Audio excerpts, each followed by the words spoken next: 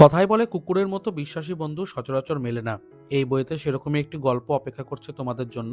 আমি সচরাচর ইংরেজি বই নিয়ে রিভিউ না আলোচনা করলেও আজকে একটা খুব সুন্দর বই তোমাদের সামনে রাখছি।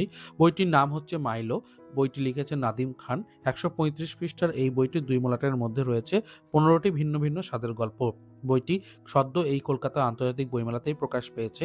কাজেই বুঝতে পারছো নতুন একটি বই, এবং এই বইটিকে তোমরা অবশ্যই সংগ্রহ করতে পারো।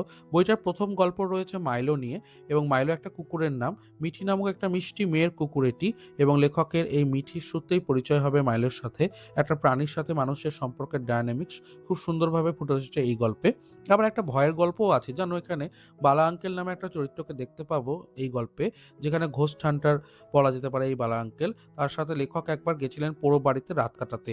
সেই রাতে কি অভিজ্ঞতা হলো তা নিয়ে দুর্দান্ত একটা গল্প। অন্যান্য গল্পগুলো আমার মন্দ লাগেনি। সবথেকে ভালো লেগেছে ইলাস্ট্রেশনগুলো। এত সুন্দর সুন্দর ইলাস্ট্রেশন। ছোটবেলায় ক্লাস 6-7 এর দিকে আমার মনে আছে একটা বই ছিল। সেই বইটাতে এরকম সুন্দর ইলাস্ট্রেশন থাকতো, ইংরেজি সহায়ক পাঠ।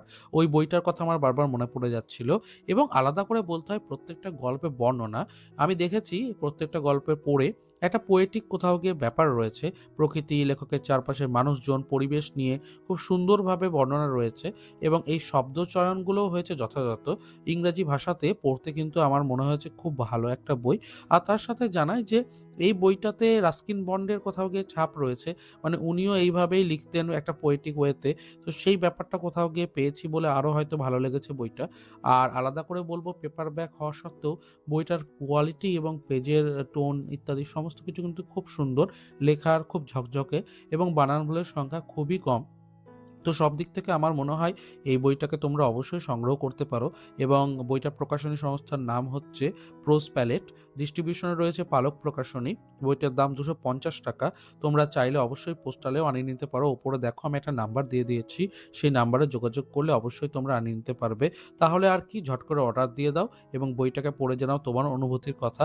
আর এই পর্বটি ভালো লাগলে থাকলে অবশ্যই লাইক, শেয়ার, সাবস্ক্রাইব করে দিও। এখন চলি তাহলে, টাটা।